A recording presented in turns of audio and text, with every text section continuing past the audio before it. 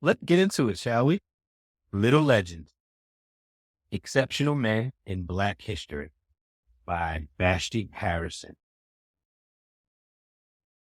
Introduction. We're going to skip the table of contents. Be surprised. This book almost didn't exist. Many people asked for it, but for a long time, I didn't think I was the right person to create it.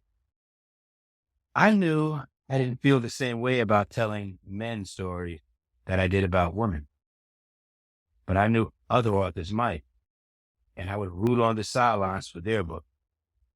In many ways, I made my first book, Little Leaders, Bold Women in Black History, for my younger self. I wanted to share the stories of incredible African-American women who did amazing things across different fields of study because I needed it. The book became very personal, and I connected with the stories on a deep level. And to be honest, in my research, I found book after book and documentary after documentary that highlighted the stories of men over women. So I didn't feel a sense of urgency and necessity to write about them. But still, I kept hearing the request. And finally, I was able to see how I could answer. In the years since Little Leaders was published, I've worked on other projects and grown as an author and artist, and come to understand that this book may not be for me or my younger self, but that doesn't make it any less necessary. When I began to see from this perspective, I found the passion and excitement to research and write and draw. I wanted to provide others with the experience I had with Little Leader. My first book was inspired by Black History Month, when Carter G. Woodson founded Negro History Week in 1926. His main message was to celebrate the stories that had been neglected through history. For that reason, in this book, I chose to tell the stories of exceptional men who didn't see too often in the mainstream. A survey of important Black men often lists the same people: Martin Luther King Jr., Nelson Mandela, Barack Obama. Men often list the same people: Jackie Robinson, Malcolm X, among others. I took this opportunity to give space to men like Robert Smalls and John Robinson, leaders and dreamers who didn't have stacks of books written about them. Of course, I included big name figures as well, in case this might be someone's first introduction to Black history. It was a delicate balancing act. Overall, though, I wanted to tell the stories of exceptional men. Yes, they were better than average and unusually good. But to me, exceptional, in this case, also suggests exceptions to the expectations for Black men in today's society. The men in these pages were leaders, trailblazers, and pioneers in their field, usually the first wherever they went. They defied stereotypes and expectation. Sure, they were bold and brave when necessary, but they were also kind and compassionate. People like Charles Henry Turner and Charles R. Drew were educators, dedicated to sharing their knowledge and discoveries with the next generation. Both Marshall, Major Taylor, Adrian Leon Talley broke ground in fields you wouldn't necessarily associate with Black men: cycling and women's fashion. They made a place for themselves and for other people of color when it meant making themselves targets. All too often, these men had to overcome racism to get where they went. But when they got there, they did incredible things. They had to be resilient and tough at times, but they were defined by their passion, patience, and goodness. And for that, they are legend. I see this book as a sibling to my first, but I don't think of this as a boy book or a book for boys. My books are for all readers. Here, I feature the stories of men, but they are for everyone, just as Little Leaders is. Whoever you are, There is a story for you in the pages that follow. The little legends are here, and they're here to guide you on this journey throughout history. Let them inspire your future. Let's read.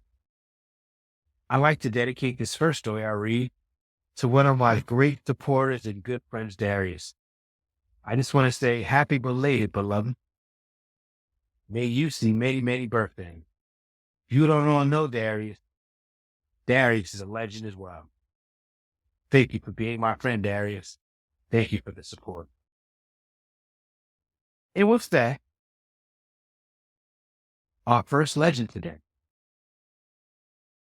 Benjamin Banneker, born 1731, and he lived until 1806.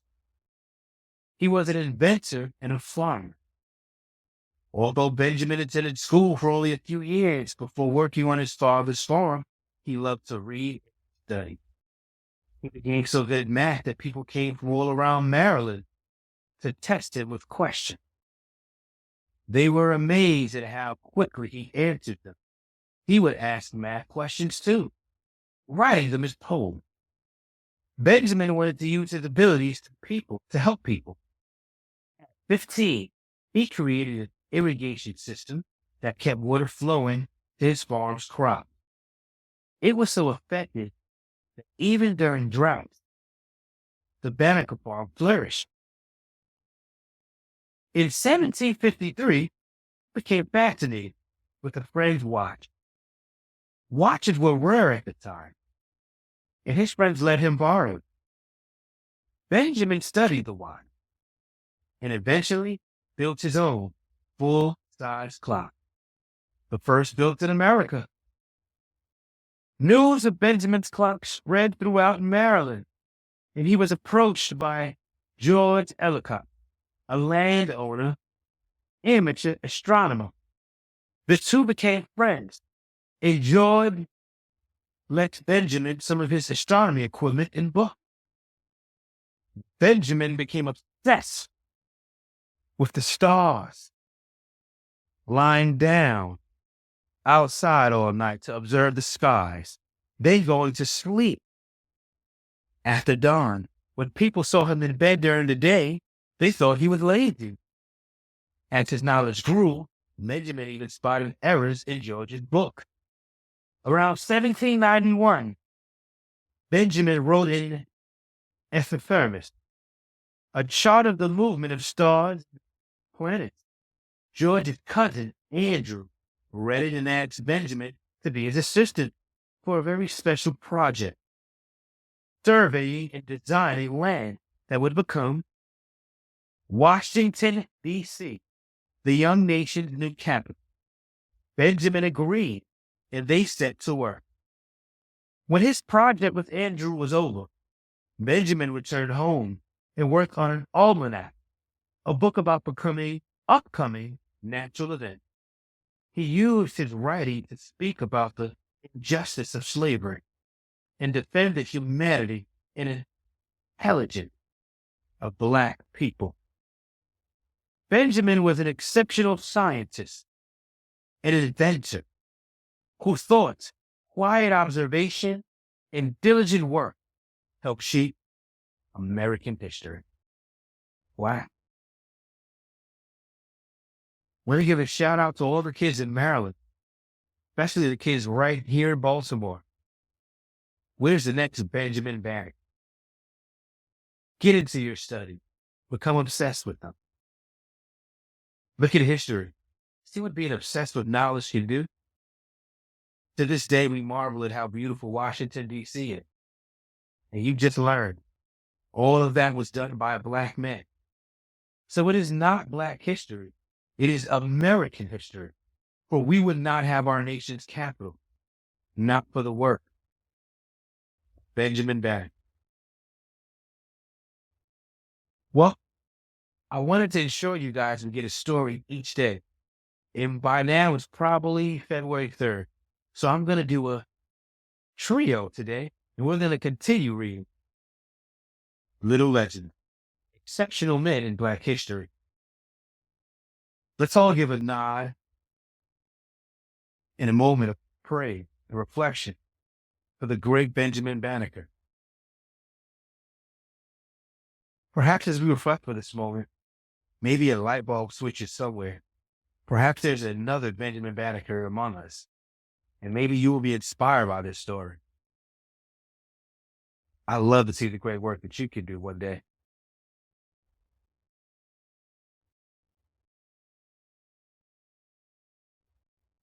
Our next little legend, James Armstead Lafayette. Like I have to get some dabs like this myself. Garments. James Armstead Lafayette, from circa estimated around 1748. He was born till 1830.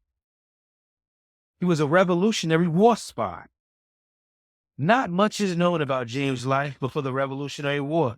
He was born enslaved in Virginia, and his owner, who managed military supplies, taught James to read and write so he could become a better worker. During the war against the British, James heard that any slaves who fought for the Americans' Continental Army would be freed if the Americans won the war.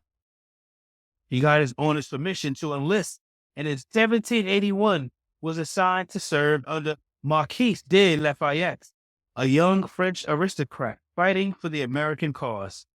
At first, James used his knowledge of the Virginia landscape to transport messages, but then James and Lafayette had better idea.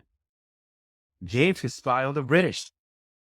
Posing as a runaway slave, James went to the British camp commanded by Lord Charles Cornwallis. James helped lead troops through the unfamiliar land. No one suspected that he could read and write, so generals and other soldiers talked about their tactics in front of him, and he was given access to British maps and plans. Secretly, he memorized details and reported back to Lafayette. James became so trusted by the British that he was asked to spy on the Americans, and he agreed, but gave the British only false information. Equipped with James' accurate information about British troop size, strategies, and morale, the Continental Army defeated the British in Yorktown, effectively ending the war. Imagine Cornwallis' surprise when he entered Lafayette's headquarters to surrender and saw James there. After the war, enslaved people who served as soldiers were freed, but James had not technically been a soldier, and he was not free. He petitioned for his release, but was ignored. It wasn't until Lafayette wrote a letter commending James' service that his petition was granted and he was freed in 1787. James took the name Lafayette to honor his commander and friend. He lived the rest of his life as a farmer and family man, secretly one of America's greatest heroes. I'd like to say the moral to this story is sometimes you can play a fool and catch a fool, but remember, you can't ever play a genius. You see, I always tell people, sometimes people will get upset and, pardon me. I'm so sorry. Something seemed to catch my eye. You know, one of the things I always tell students is that wisdom is knowing your limitation. And so he was wise is never going to look beyond what he knows. And so a wise person will never assume anyone's behavior, magnitude, or intelligence. We're just going to go with what is there. Ignorance will always make assumption. And he's a fool who will always make a rash decision or assume about somebody. And it was literally the British's own ignorance, which would cause them would cause them a fall, which led to this great nation. And eventually would lead to our freedom. And it just goes to show, you don't have to be so big, bad bravado to make a difference. This is all about using intelligence in his mind and help people put pieces in place to help them win a big war. Without his work, probably don't win that war. Thank you, James Armstead Lafayette. Brother James.